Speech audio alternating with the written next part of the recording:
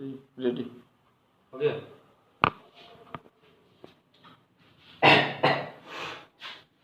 Good morning, students. We will be starting our left out chapter portion of the chapter about grandfather and trees. Let me recap what we have studied previously. Last time we came to know about that lady who were cuddling, patting, and feeding the baby who was crying very loudly in the railway station. And after that, how the grandfather, author's grandfather, make him cure using the magic word Om Fa Pi Ao She. After that, we also saw that about the bumper crops in the Pandupur, mangoes, and how the raspberry mangoes he was able to eat. And after that, the advice of the grandmother that even you can plant a mango tree. So planting of mango trees with his grandfather, and at last we came to know that after 11 months later a phone call came and disclosed the news about his death. वो मर गया था जब phone आया, बाद में सुनाई दिया था। यहाँ तक हम लोग निकल जाने थे। आज हम लोग जानेंगे, चैप्टर खत्म होगा आज अपना। चलिए आगे हम लोग स्टार्ट करते हैं। क्या हम लोग देखेंगे? Continuation of the explanation about grandfather and trees. The author left with his papa next morning to Madras Central Station to for Pandharpur. जब वो न्यूज आया, न्यूज आने के बाद माँ को तो कहा आप तुरंत ही अभी चले जाओ, मुझे अपना काम से छुट्टी लेना है और बच्चे को भी स्कूल से छुट्टी लेके मैं नेक्स्ट डे पहुंच रहा हूँ वहाँ। तो माँ तो उसी दिन ट्रेन पकड़ लिया और उसका पापा और ऑथर जो था वो नेक्स्ट डे पांडुपुर के लिए ट्रेन पकड़ा था। Author left with his papa next morning to Madras central station for Pandupur. She left the same night, अब जो she left the same night मतलब उसका माँ की बात कर रहे हैं। The next morning papa locked up the house. उसके नेक्स्ट मॉर्निंग में क्या किया? पापा ने हाउस को लॉक कर दिया and him locked up the house and him to the Madras Central Station and went for Madras Central Station.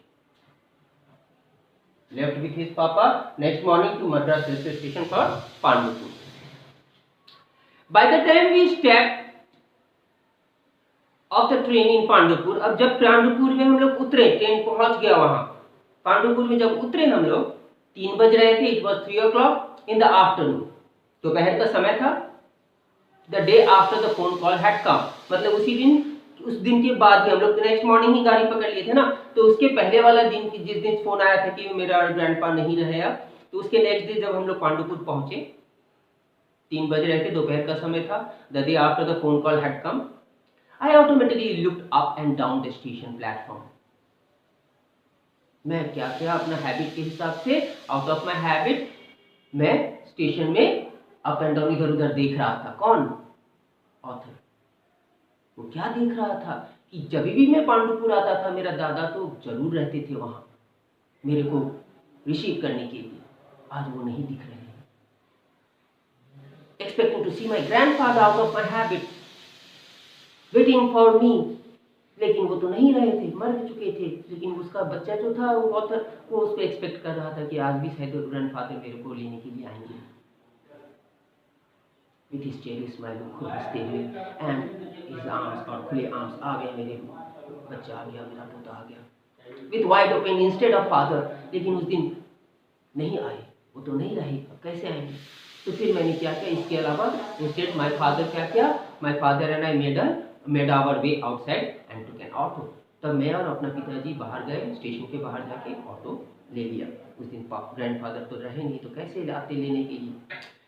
अब जब हम लोगों ने पहुंचा, when we reached the old brown cottage, अपना घर में, जहाँ in the चिक्कू कॉलोनी था, वहां पे जहाँ पे वो रहते थे उनके ग्रैंडफादर। It looked serene, बहुत शांत दिख रहे थे, काम, clear and calm था, serene as ever, पहले कभी जैसे थे। The flowers in the front garden were full bloom, और जो घर के आगे जो गार्डन था, उस गार्डन में जो फूल थे खिले, वो पूरा फुल खिले हुए थे, ब्लूम में थे, एकदम बहुत अच्छे से खिले हुए थे। As if the magician who looked after them was sitting just in the next room. ऐसे दिख रहे थे कि जो देखते थे उस फूलों को, देखभाल करते थे, वो उस नेक्स्ट रूम में ही बैठे हैं, ग्रैंडफादर की बात कर रहे हैं, लेकिन वो नहीं रहे। Just in the next room. Only this time my grandfather wasn't waiting for me. अब सिर्फ इसी समय में मेरा ग्रैंडमदर भी मेरे लिए वेट नहीं कर रहा था। पहले मैं कभी भी जाता था तो मेरे ग्रैंडमदर क्या करते थे, ग्रैंडफादर तो साथ में लेने आते थे, वहां एकदम वेलकम स्टेशन आ जाते थे, और ग्रैंडमदर क्या करते थे, जंगला में मुंह ऐसे डाल के देखते रहते थे कि मैं कब आऊंगा। लेकिन इस बार वो नहीं थे, ग्रैंडमदर मेरे जंगला से मेरे को नहीं देख रहे थे, खिड़की से नहीं देख रहे थे। Only this time my grandmother wasn't waiting for me with her face pressed to the window. This time I had to go inside to her. इस वक्त में मुझे खुद अंदर जाने पड़े थे, कोई मेरे लिए वेलकमिंग में खड़े नहीं थे, न्यूज ही वैसा था, मर चुके थे। तब नेक्स्ट में आइए देखिए, अब जब वहां पर अंदर गया, vision of the author after reaching inside the room. बाहर से तो वो जब देखा गार्डन फ्लूम थे, गार्डन ग्रैंडमदर भी नहीं देख रहा था, वेलकम के लिए भी नहीं आया। लेकिन जब वो ऑथर वो अंदर गया, रूम के अंदर गया, वो क्या देखा, वो देखा उसका ग्रैंडमदर, उसका माँ और कुछ लोग और some other people were sitting around in the drawing room. Drawing room में बैठे थे। अब ड्राइंग रूम में बैठ के क्या कर रहे थे, दे लुक्ड सैड, बहुत ही दुखी थे। वाकई मर गए हैं दादाजी, तो दुखी नहीं होंगे, सारे घर का माहौल दुखी माहौल में था। माई ग्रैंडमदर क्लंग टू मी। अब जब ग्रैंडमदर ने मुझे देखा, मुझे ऐसे गोदी में ले लिया, क्लंग कर लिया। When she saw me, जब उन्होंने देखा मुझे, she had no tears, आंख में आंसू नहीं थे ग्रैंडमदर के, but I could tell that her heart was crying। लेकिन मैं ये इतना कह सकता हूँ कि उसका मन बहुत रो रहा था कि उस वक्त ग्रैंडमदर उसका ग्रैंडफादर नहीं रहा। अब नेक्स्ट देखिए, pressure in the author's thought because of strong emotion. अब देखिए इतना तरह से उसको स्टार्टिंग में ही देखा, ग्रैंडमदर मम्मी को उसी दिन भेजा, बेटा को नहीं भेजा कि ये सब नहीं देखना चाहिए उसको उसी दिन, तो इसीलिए उसका प्रेशर था। अब ऑथर का भी जो एक प्रेशर हुआ, उसको दुख लगा, वो प्रेशर किस तरह का यहाँ देखिए। अ लिटिल व्हाइल लेटर, कुछ समय बाद जब रूम के अंदर पहुंच चुका है, I felt like that the lump in my throat was getting too tight to bear। lump in my throat was getting too tight to bear मतलब एक घिंगा लम्प थ्रोट में कर रहा था, वो कह रहा lump in the throat was getting too tight to bear मतलब a feeling of sadness, grief।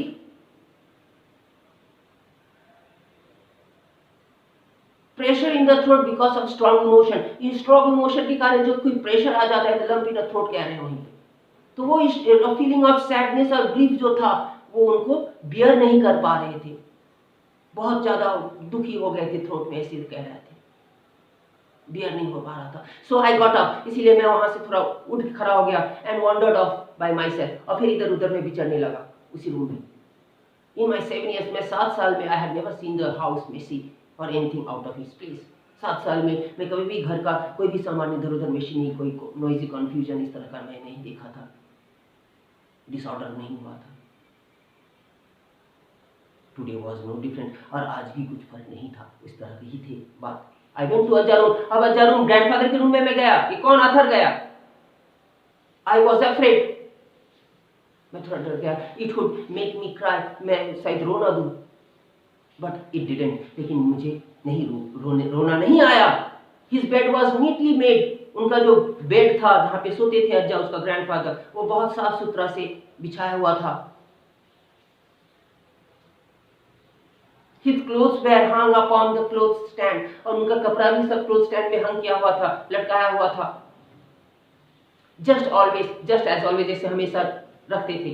I sat on the bed for a while, मैं थोड़ा देर उस बेड में बैठा, and then leaned forward, और फिर थोड़ा लीन कर लिया, सो गया, मतलब वो लीन फॉरवर्ड, और वो वहां पे जो तकिया पिल्लो था, वो पिल्लो को मुंह में ऐसे अंदर मुंह झाँप के सो गया।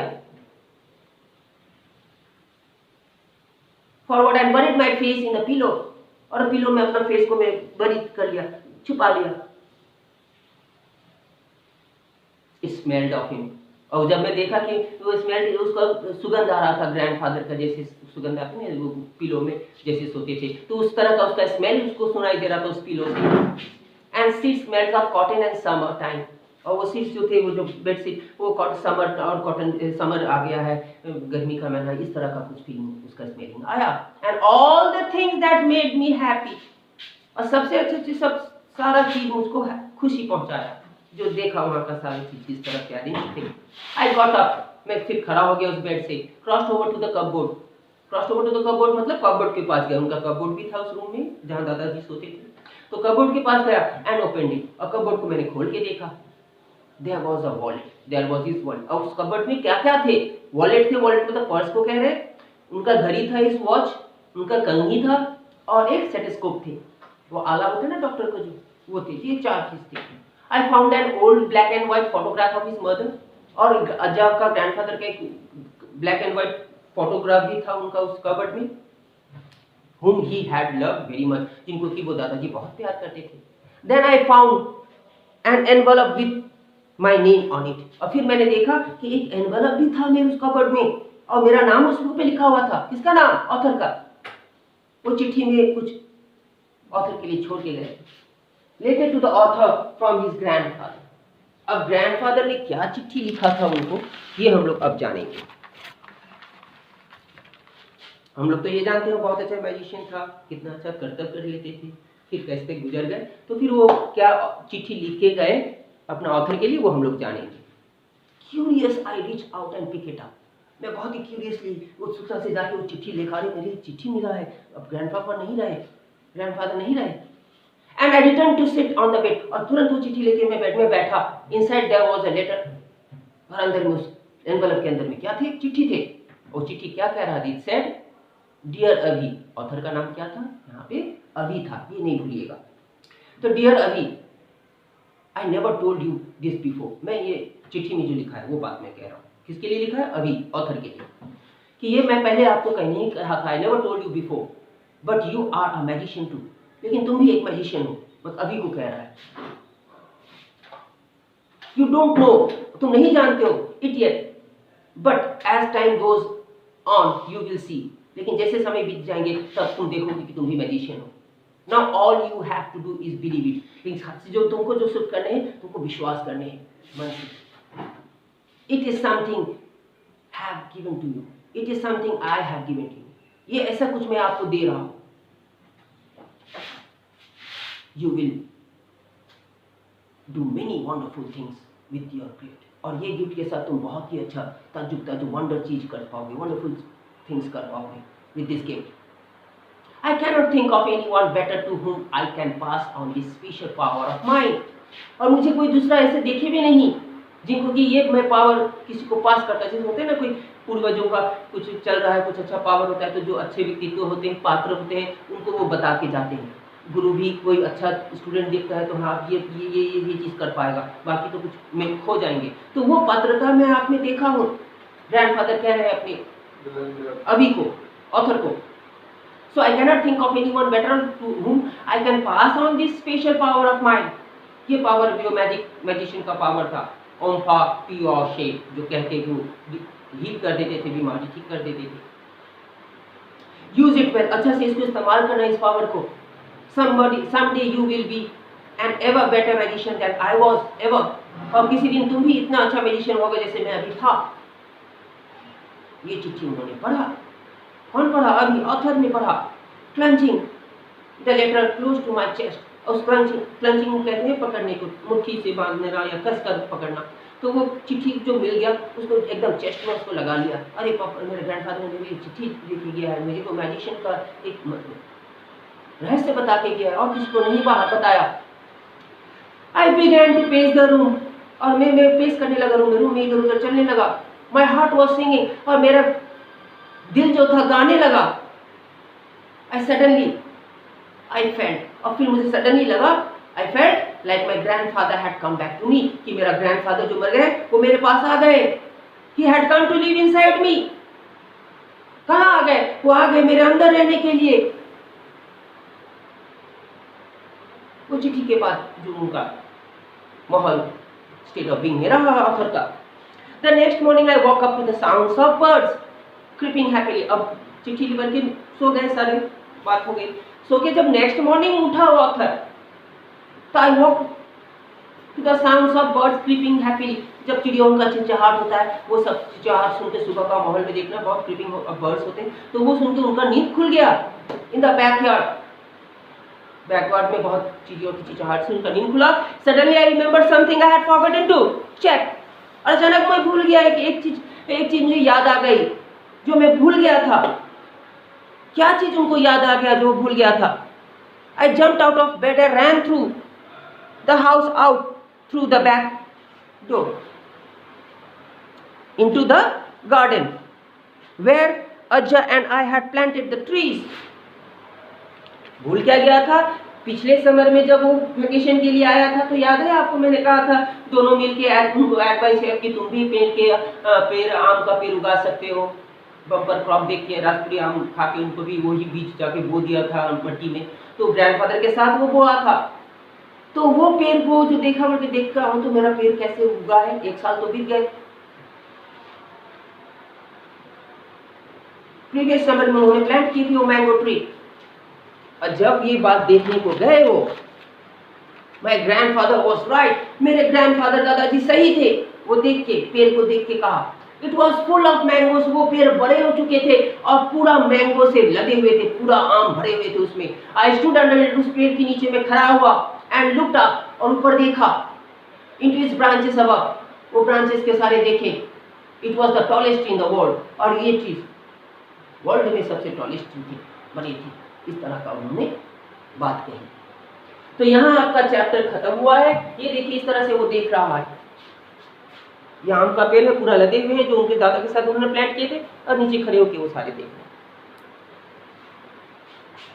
हैं. तो ये बात हुई जब आपके साथ. यहाँ चैप्टर हमारा खत्म हुआ. इस चैप्टर से related I have given you only 2 questions to solve all the questions which I have given you in the homework copy, and I will be sending you the correct answer. You are also correct if you have understood the explanation, but I will be also sending you the answers for your classwork copy that you have to do in your classwork copy, and the homework which I have given you according to the explanation to the questions, that you will be solving in your homework copy. Till next class, goodbye, have a nice day, thank you.